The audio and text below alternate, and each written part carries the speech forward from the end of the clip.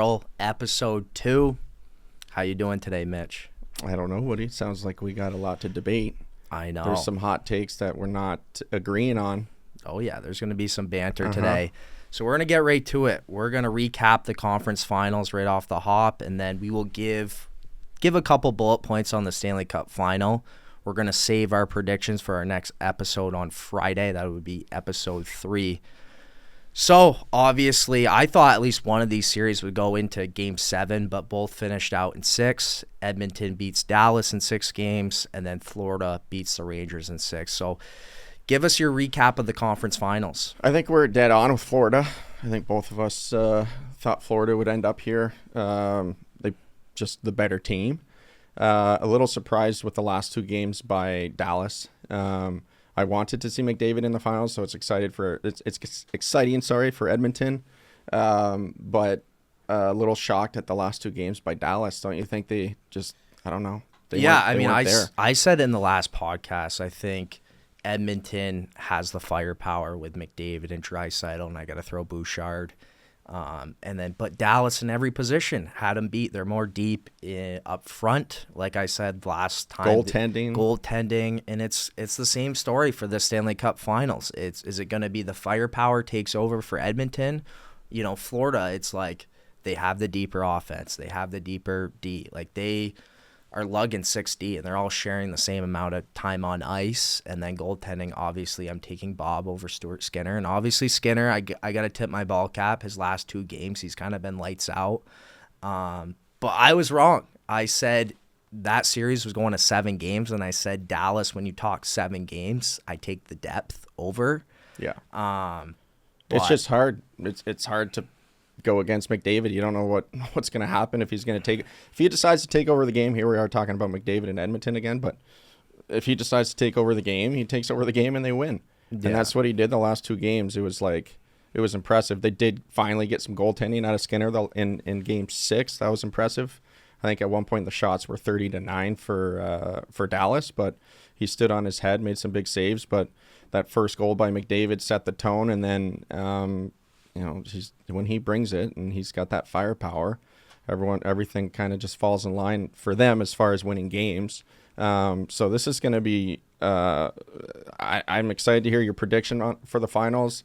It all depends again on one player. I think if they can stop him, and I know you got some bullet points to go over as far as how they're going to stop him, because they got some pretty good firepower, some 2-way forwards, and they play super well defensively. Florida, and got some great coaching. And they seem like a D-first type of team, and they're going up against the best offensive player in the world. So it's going to be pretty great to watch. It's must-see TV starting, I think, Saturday? Yes, yeah. Saturday. So a little bit of a break. Sneaky fun fact about this series, when you talk the 2014 draft, the first 4 picks, you got Ekblad at number 1 to Florida, obviously, and then you got Sam Reinhart going to Buffalo at number 2. At number 3, you have Draisaitl going to Edmonton, and at number 4, you got Bennett the Menace going to Calgary.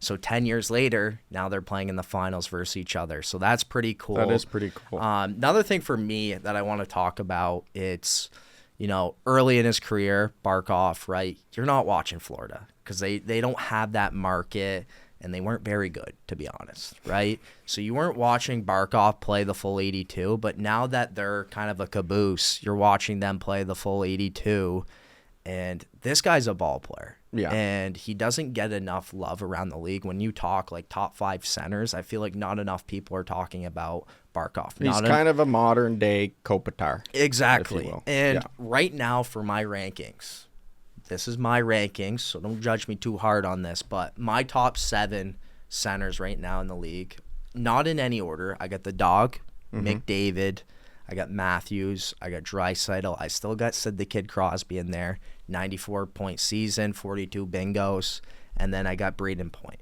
He's a point-per-game player. No Jack Hughes, no Eichel. No. Whew. No. Okay. And then I'm going Barkov. I think if you were to draft, as far as the centers go, if you were to draft a center to build your team around, I think Barkov, you've seen it throughout these series, right? Not only is he producing offensively, he's faced off Nikita Kucherov 44-point season, and we'll get MVP later on today and what I think about that. I'll pick my two brains about that. And then he took on David Pastrnak in the second round, and then he took on the Breadman in the third round. Those guys, all three of them, haven't scored more than 2 goals in that series. Yeah. That's how impressive. Good he is defensively, and then his offensive game speaks for itself, but that's how good But that's what's going to be made for TV stuff when he goes up against McDavid. And that's my point, is McDavid, obviously, he's the best player in the world, right? If he shuts down this guy, I think we could squeak him into the top 5. Yeah. I really do. And it might be a hot take, but I think it's, the same thing with Steven Stamkos. Like, everyone has their opinion about top 5, top 10 centers in the league. There's not enough whispers going around about Steven Stamkos. Still 40 goals this past year. Still 40 goals 2 years ago. He had 100 points. He just doesn't get enough love, and he's not getting enough love from Tampa Bay, and we'll dissect that in a little bit. But going in, right, big market team, Toronto Maple Leafs. Here we go. Yeah. Ding, ding, ding. Mm-hmm. What do you think they should do in the offseason? Because obviously right now they're just having a cup of mud in the playoffs. They're not getting the job done like we've covered. Every year they're a 100-point regular season team. That's great and all. But when the real season starts in April, they're not getting the job done. Well, it already sounds like you're underestimating how great that is. Go ahead. Because it means something. And I already know you're with the mainstream media, hockey media on this and trying to unload Marner somewhere, and I think that's crazy town. You got your core players that get you 100 points every year, and I understand the definition of insanity and doing the same thing over and over again. You're probably going to throw that punchline at me, Woody, but you got a guy that was an all-star, the only all-star for the Leafs, I believe, 2 years ago. 16 months ago, because it was last 2 Februaries ago, if you will. Led the team in scoring. Last year was, I think, 87 or 89 points in 69 games. 13 points behind Nylander, who everyone was talking about. Nylander's second half of the season wasn't near the first half of the season. He did have a good playoffs. You're talking about potentially making a massive move that no longer gets your team 100 points in a regular season, and that's crazy town. I was part of a team in San Jose where Patrick Marleau underperformed in the playoffs year after year after year, but in the regular season, he was our absolute horse with Joe Thornton, putting up 30, 40 goals every year, making good money. I think back then it was like 6 sheets a year, and trading a guy like that at that time in his prime would have been, and unless we flipped him for someone like a Jerome McGinley or another top goal scorer, would have been detrimental to the San Jose Sharks. And it's the same exact thing. You're this like caught in this like millennial world of yours right now where you think you're going to see another trade like Huberdeau and Tkachuk. It's not going to happen again. GMs make mistakes. I get it. But you do something crazy like that, look at how dumb they look in Calgary right now with Huberdeau. And the risk on that, at the time, it seemed okay. It seemed fine. I think both of us agreed that, we're like, oh, wow, both teams made out like bandits. I think we thought Calgary made out better. But you're looking at a situation in Toronto where everyone's wanting to jump the gun and make these massive changes. And I'm sitting back thinking, man, if you unload at times – I'm not going to say he's their best player, but at times he's their best player over a 10-game period. He drives the bus offensively, plays in every situation, didn't have a good playoffs, and now everyone wants to fucking get rid of him. First off, it's hard to unload a contract like that. We're not going to see him getting flipped for Kucherov or Panarin. It's not going to be a top player that he's going to get flipped for. The only possible way they can get rid of this contract is if they withhold half of it, and then they get maybe a player for, maybe a $5 or $6 million player. With all that said, you're looking again potentially at this team not making the playoffs if they get rid of their best player. Matthews is their best player. Arguably at times, Marner's their best player. What else you got to say? I mean, listen, you think you just mic dropped, you didn't. Okay? I don't think I'm just getting started here. I know we're going to go back and forth, but you got this Huberdeau trade in your head right now, and you think they're going to flip him for someone good. They're going to flip him for someone, and they're going to, get some draft picks out of it? Now your team's fucked because you're missing your top winger. Where I'm at with it, right, regular season's not the problem. That's not where you make your money. You make your money in playoff hockey. And there's a ton of question marks there. It's like every year, we're putting up 100 points in the regular season. That's great and all. But we're no different than the Montreal Canadiens that are, a basement team. Couldn't disagree more. I mean, you rather a team not be in a rebuild and not make the playoffs than lose in 7 games and outplay the Boston Bruins in the first round. That's how fucking crazy you're talking right now. My thing is we've done the same thing. I'm not saying we, because I'm not a Toronto fan. I'm more than happy with them losing in the first round every year. But when you continue to lose in the first round every year, you haven't won a cup since 1967. There's no excuse in the book why that team shouldn't be at least going on runs. I mean, I had Phil Deneau as my first line center, and in 2021, and we went to the Stanley Cup final. Well, there's no reason. You had Carey Price. I understand that, but there's no reason in the book why these guys can't at least go on a run. Brad Treliving, you took the job, right? Do you want to be a difference maker, or do you want to just continue to do the same insanity that's been going on? He wants to keep his job. You get rid of potentially your best player at times. But guess what? We covered it you might not make the freaking playoffs, Woody. I understand that, but guess what? We covered it last week in the coaching recycle. You swing or miss, guess what? You're going to get recycled to another team. If I'm the GM, you got to make a move, and that's a part of your job. And what's going on there is not acceptable. It's clear as day. You talked about it. He's an NHL All-Star. I don't disagree that there needs to be a move. But moving Marner potentially is detrimental to even making the playoffs. I think you trade Marner. Oh, jeez. You can get two good pieces for 5 sheets a pot, bring in 2 good hockey players, and my nanny Wood, who's 80 years old and currently thinks I play college basketball, could carry that team to a playoff spot. And I love you, Nanny. I hope you're not watching. But there needs to be some moves here. You can't continue to have a cup of mud in the playoffs and be satisfied with this. How about Tavares? You're not moving Tavares. He's got 10.5 sheets. He's not a top 20 center in the league. That's a tough contract to move, where I'd rather trade a Mitch Marner. I understand he's played all situations, but this core 4 hasn't established it works. Did I just hear that? You rather trade Marner than Tavares? So you rather have Marner, Tavares on your team than Tavares? What I mean by that is, what team is going to take Tavares' contract when he's not even top 20 center in the league right now? Mitch Marner. You got to retain some of the contract. You could get 2 really good hockey players for Mitch Marner. Like you said, he plays all situations. He needs, I get it. It's a great story. He's a hometown boy. He's putting up a point per game every year. But when the real season starts, like our problem for Toronto, it's not the regular season. We're booking our ticket to the dance floor every year. But when we go to that dance floor, right, we're sitting on the sideline, sucking down Sunny D's and not getting active and boogieing in the middle of the floor like in Edmonton or a Florida Cats right now. I right? disagree. You got to make a move to take the next step. If you just continue to ride this core 4 that's proven that it doesn't work. It doesn't work. And I'll say this. In meaningful hockey, I don't care about, Marner's the best player in Thanksgiving, right? He's the best hockey player in November.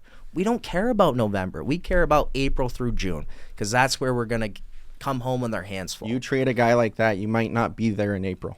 You will, because you'll get 2 other good hockey players, and I established this. Who? Give me a scenario. You can't.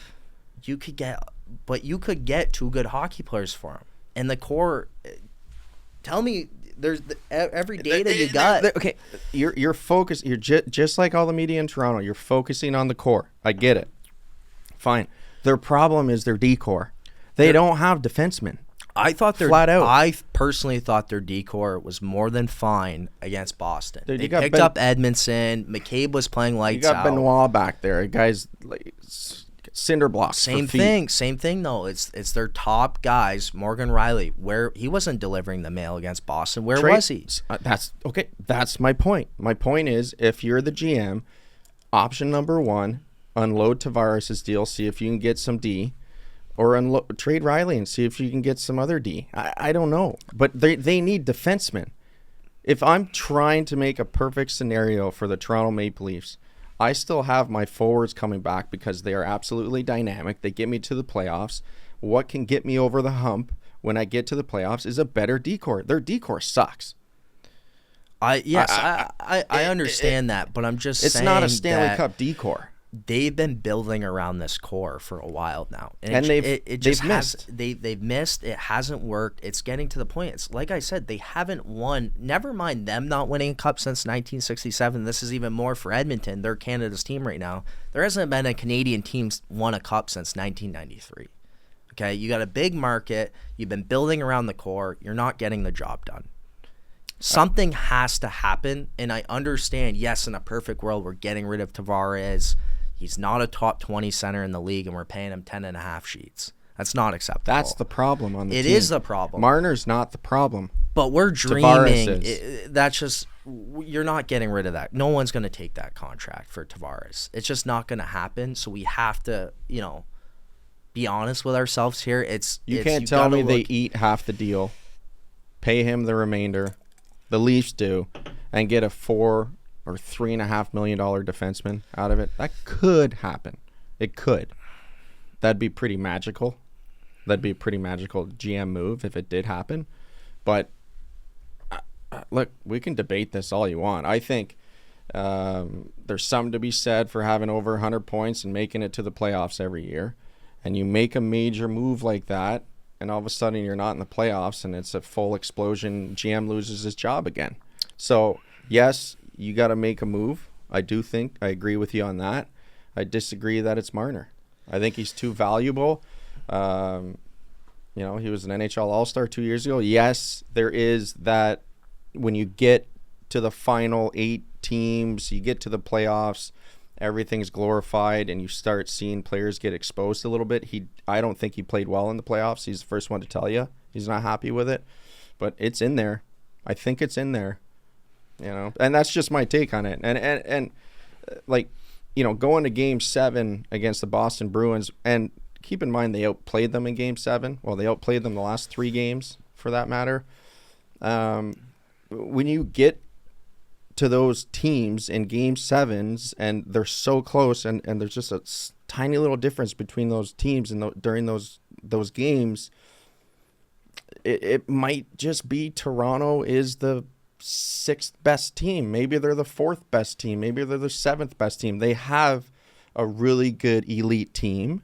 They have a good core. They're tinkering around it to try to get over that hump, but sometimes it just happens. Specifically, I'll go back to my experience. It just happens that, you can win the President's Trophy, and then you get in the Stanley Cup playoffs, and there's 1 or 2 teams that are hotter than you. And I'm not saying that's what happened this year with Toronto-Boston. I think Boston was lucky to get out of that series. But are we having this conversation right now if Toronto won Game 7? I don't know. For me, it's like they haven't even went on a run.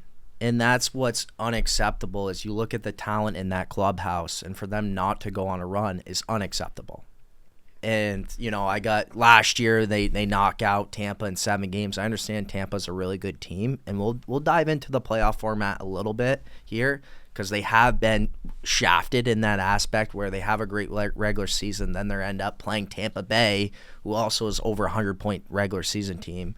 We'll dive into that a little bit, but you got Sheldon Keefe jumping around with his barrel hanging out after they win their first round. It's like, guys, what you got in your locker room, and we're just going to, celebrate a first-round win and be happy with that. They go to the media after they get knocked out in round 2, and they're just satisfied with what happened. That's unacceptable. Well, it was a big moment for them. I'm going to agree with you. On the flip side, it was a big moment for them. They haven't won a playoff series in God knows how many years leading up to that point. So, yes, they did celebrate it probably a little bit too much, but Yeah, I mean, it's much like watching Edmonton after their win the other night. It was just, quick celebration, kind of like, all right, we haven't accomplished anything yet, which I love seeing out of teams when they win their conference. They got that look on their face like, I'll smile for 10 minutes and then we got to get back to work. Yeah. So, there's a lot to be I look, we're diving into this before free agency. Yeah, exactly. Which is tough. There's some guessing going on. We'll have more of a picture of where Marner and Tavares and Toronto are at after or during free agency. Yeah. But I just caution blowing the core up because of even getting to the playoffs. And this, again, this is a player that at times for 5 to 10 game periods is your best player. Yeah. And had a rough playoff. Yeah. And exploding that because getting bounced in the first round was unacceptable, which is great to hear, which is what you want to hear. It is unacceptable. You set the bar high. They're playing now every regular season. They're that good where they're playing in the regular season just to get to the playoffs. Yeah. They know they're getting to the playoffs. So it's got that feeling in Toronto, like you play the game. The regular season games don't even matter. Yeah. To them. Yeah. Because they need to get to the tournament. Yeah. And make some moves, and it's hard for them now with the media being all over them after winning a round last year and then coming back this year and getting bounced in the first round. So now it's like, what the fuck are we doing? Let's explode this ship. Yeah. But I caution that. Yeah, no, nonetheless, it's an agree to disagree conversation. I just think when you look at this thing, it's, your swinger missing, and they've been missing for a while, and something has to happen. But we'll dive into our next topic here. Obviously, there's a lot of good candidates. The scoring was really up this year. It wasn't a dead puck era, to say the least. Who do you think should win MVP? And let me remind you, it's most valuable player to their team. It's not the best player in the world here. It's most valuable player to their team. Go ahead. I mean, I watch, if we're going to exclude McDavid just because he had a super slow start and he's probably not as deserving this year to win it because of the slow start. Second half of the season, he led the league in scoring by 15, 20 points. I'm going to go with McKinnon. I think when he's out there, he is so electric and drives the ship, obviously, for that team. I mean, McDavid, McKinnon, Kucherov. But when McKinnon is out there, specifically when they're playing at home, he had amazing stats at home this year. I don't have him directly in front of me. I had picked them to win the Stanley Cup. I was completely wrong, but he just impresses me so much. I would pick him. I know it's probably going back between Kucherov and McKinnon right now, the betting odds, as you were saying, but it's tough. Honestly, it is hard to bet against Kucherov. If I was going to throw money on it, I'd have to go Kucherov right now, but I do think McKinnon is deserving to win it this year. There was a period with 15 games left in the season that McKinnon was still the favorite, and then all of a sudden, the last 15 games, it was like Kucherov's getting fucking 4 points a night. Mm-hmm. It wasn't stopping. Mm-hmm. It was just 3 points, 4 points, 4 points, 4 points. So then I think he kind of leapfrogged him at the end a little bit there. And then Cooper came out and had a little post-game presser. And he was like, as far as a player helping your team the most, Kucherov's the best. Yeah. And I think some people were like, he might be right on this one. Yeah. Well, for me, it's like I said before I asked you this question, MVP is most valuable player to their team. It's not who's the best player in the world. We already know who has the most respect around the league as far as up front goes. It's McDavid and McKinnon. It's not a secret. When the NHLPA polls the players to vote, they pick McDavid. Mm. And that means something. Yeah. I know he's not going to win it this year, but they had more percentage. The players did. Going to McDavid this year. Yeah. I still think you're probably right with you're going to pick Kucherov here. It's between McKinnon and Kucherov this year, obviously. But for me, it's like when you talk most valuable player to the team, let's start off with McKinnon, because as far as betting odds go after the regular season, he had the advantage over Kucherov. So let me start off with this. You look at the Colorado team. You got Cale Makar on the back end. Do we agree, see eye to eye, that he's the best D in the league? Number one. Yeah. He had 90 points this year. 90 points on the back end. There's something to be said about how, you know better than anyone. You play in the NHL. It's hard to score. Wild. Tough league to score. Tough to get a shot. Exactly. For him to have 90 points, there's an argument to be made that he's more valuable to that team than Nathan MacKinnon. And I'm not saying I agree with that, but there's a conversation. McKinnon's not the clear-cut MVP of that team. I mean, Makar had 90 points this year on the back end.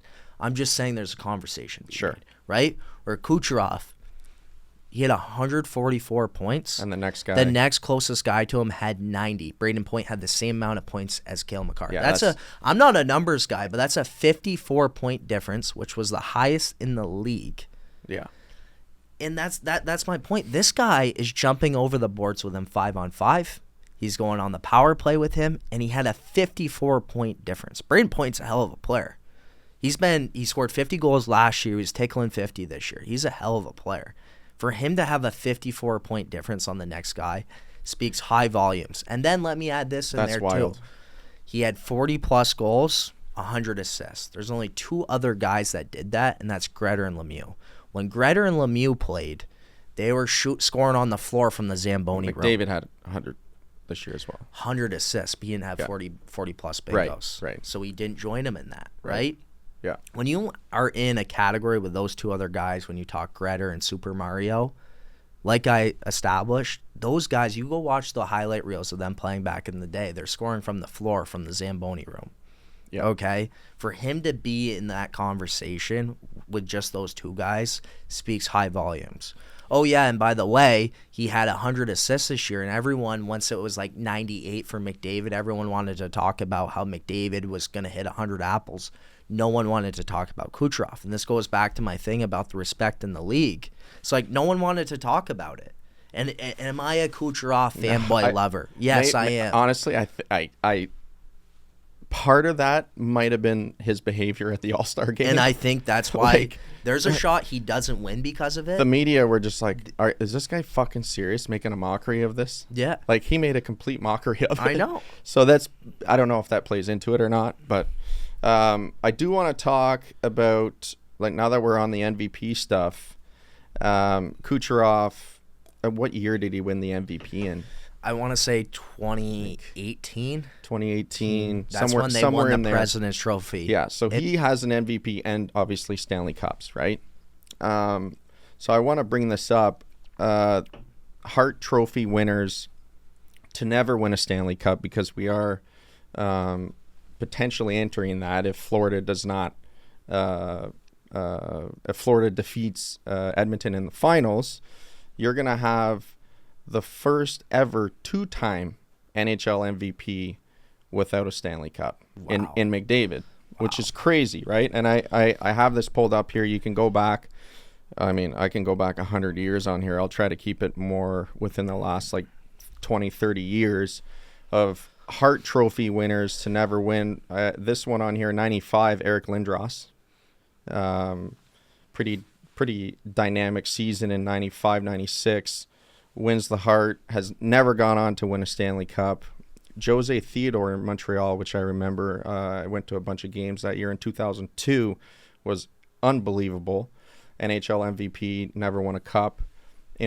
Also in recent years, former teammate Joe Thornton in 2006 had, I don't know how many, I think he was scratching almost 100 apples that year. It is not and then the Sedin in 2010, and then Carey Price in 2015. It is not a very nice stat. No. Like, these guys are the top players in the world. Mm-hmm. They are the face of the NHL. They are very deserving of a Stanley Cup by carrying their teams to deep playoff runs sometimes. I know Lindros has been to a Stanley Cup final. I know the year Boston won, the Sedins were in the Stanley Cup final. Carey Price during the lockout season in the bubble was in the finals. Joe Thornton's been to the finals. I think the year Pittsburgh won last. They've gotten so freaking close. Yeah. And that's part of the reason I'm going to go back, you talked about it a little bit on episode 1, it is part of the reason I want to see McDavid succeed and hoist that cup is because he's fucking unbelievable. Yeah. He's a 2-time Hart Trophy winner. There aren't many Hart Trophy winners that haven't won a cup within their, 10, 15, 20-year careers. And it would just, he's 9 years in right now, 8 or 9 years in, right? He came in at 18. I think he's 27 now. Yeah. It's 9 years. I don't know, like, typically, like, if you look at the analytics of, like, a player's speed, it drops after the age of 25. Like, TSN did some stupid thing on speed of the player after the age of 24, 25, and it drops a little bit. Obviously, we haven't seen McDavid's speed slow down a little bit, but you get to 30, you get to 32, 33, it will slow down a little bit for him unless he gets, like, they bring in some reinforcements for him. So it's like, shit, is this his window here? Yeah. Like the next 2 weeks and maybe next year, maybe a 2 or 3 year window where he might go down as the greatest player to never win a cup if it doesn't happen this in the next month or so. So I'd hate to see that for him, but it's a shitty stat. Yeah. You don't want that on your resume when you retire as a Hall of Famer. No, for sure. And it's like people that don't watch hockey, they always ask me, they're like, when you talk the best player in your collective sport, they're like, well, how is he the best player in the world and then doesn't have a championship? Yeah. And it's like, it's different than basketball where you're Michael Jordan and you're on the court the whole game. So the game's legit. He's on the ice for 20 minutes. And that goes back to my thing with, like, Cale Makar being the most valuable is, like, at least for a defense, when you're the most dominant defense in the league, like he is, right? He gets to play at least half the game. So that's where you could argue, like, he's Hedman. These guys are playing half the game. But McDavid, it's like he's playing 20 minutes a night. So there's a 40-minute stretch where he's not on the ice to, make a difference. 2/3 of the game. Yeah. Hockey's different it's that different way. Than, yes, exactly. Yes, he's the greatest player. Arguably, you could throw him up there ever. But he's only on the ice for 20 minutes. It's a 60-minute game. It's Michael Jordan, basketball is so different that way. Yeah. Like, one player can just change everything, right? I can think about the other sports. It's just like, same with Tom Brady, right? Like, he gets out there, he's got the ball in his hand for half the game. Yeah. Sometimes more if they're controlling the clock, I guess, right? So, for hockey, I mean, it's just so different that way. That's a good point, Woody. Really good fucking point, Woody. Wow. And two other things. I wasn't done with Kucherov. I just want to throw a couple other bullet points. Yeah. He produced on 50% of his team's goals. His team scored 288 goals this year. He had 144 points. That's wild. The 12th time in NHL history. Yeah. And another thing is, not only did he lead the league in points, he's not scoring 5 against the Habs, right? 48.6% of his production was against playoff teams, which was the highest in the league. Yeah, wow. So when you look at this thing head to toe, he's a clear. I mean, yes, there's a lot of conversations to be had. Think about it. Matthews scored 70 pots, was a Selke nomination, wasn't a nominee. Even Quinn Hughes, Kevin Bieksa came out the other day, I think it was last week, and obviously he's wearing a Knucker sweater at the end of the day. But he came out and he was kind of bashing Kucherov and saying he was a 3 seed, which is a completely awful take, Kevin Bieksa. But he did say a good take, and I agree with him. You got a Quinn Hughes who led the D in scoring this year, led the Knuckers in scoring this year, and they were the first seed in the Pacific, and they had a huge, they leaped. In the standing wise. So, like, for him not to be a nominee, you got David Pastrnak, who put up a $110 with Daniel, playing on the line with Daniel Heinen on a PTO. There's so many crazy numbers, but so a lot of good nominees, and I think Kucherov could be screwed on what he did at the All-Star weekend. But going into our last topic here of episode 2, obviously we're talking playoff hockey. And these are blind rankings. Let me lead off with this because, like you covered, like, we don't know where Stammer's going in the free agency. We don't know where Patty Kane Showtime's going. What teams do you think are gonna fall out of a playoff spot, or what teams do you think are gonna jump here? Go ahead. This will start our little Steven Stamkos debate, I guess. If I'm going to start in the East. If I'm picking a team in the East, I'm this is a lot of people aren't going to agree with this, but I'm going to pick the Lightning to not make the playoffs next year. It's tough because we don't know free agency yet, Stammer's deal, but it is reaching a point now where it's become borderline full on disrespect to Stammer, and I almost don't see him going back to Tampa at this point. I'd be pleasantly surprised, but a little shocked if he ends up going back there. So I'm going to assume they're going to lose a guy like that. Their leader still putting up 40 goals, which is crazy that they haven't that he hasn't taken a little hometown discount and they haven't figured shit out there. Losing him, I don't know if Kucherov comes back and has the same season. I'm going to assume he dips a little bit. I don't know why. I'm just going to say that for my point here. Hedman's got a lot of mileage on him. I don't know how much secondary scoring they have after their top guys, their first PP. They still got the goaltending. Hopefully, maybe just for my point here, Vasilevsky's going to have not as great of a season. I don't know. And then they play probably arguably with the division they're in, the most competitive schedule in the NHL.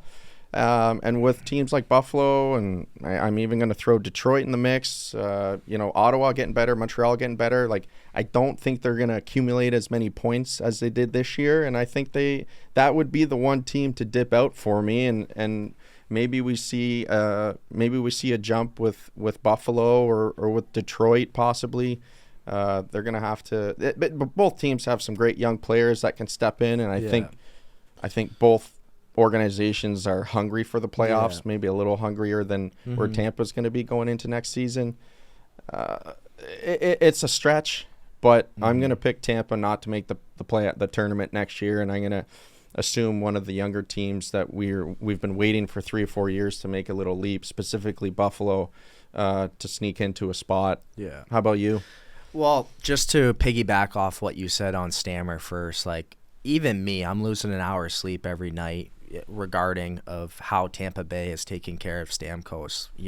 He's your franchise leader in points. He's your captain. He's won you 2 cups.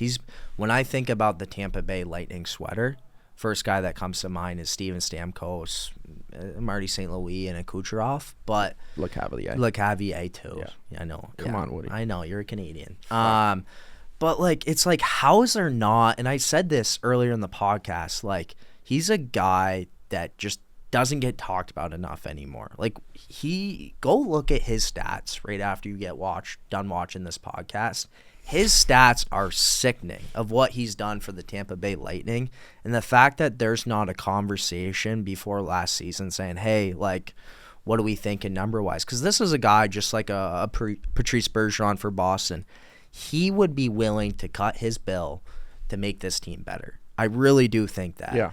But now, to be honest with you, if I'm him, the fact that there wasn't a conversation and the amount of things he has done for that organization, it's pretty wild. That's bullshit. Yeah, it's wild. And I'd be fired up and I'd be out of there. Yeah. Because that is insane.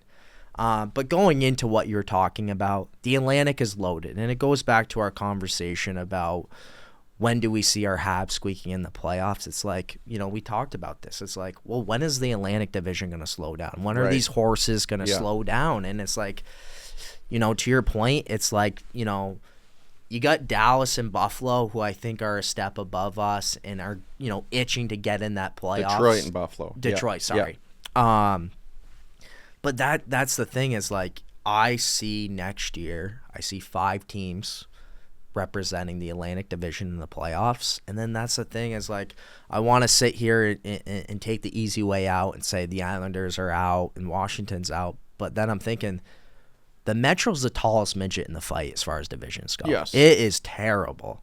Yes, you got the Carolina, you got the Rangers, but, like, the rest of the division, those teams are average at best. Yeah.